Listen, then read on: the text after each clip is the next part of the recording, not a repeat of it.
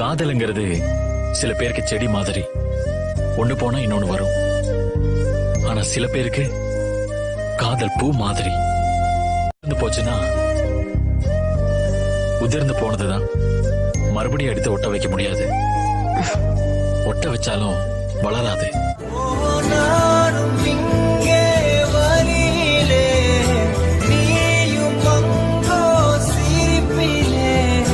காற்றில்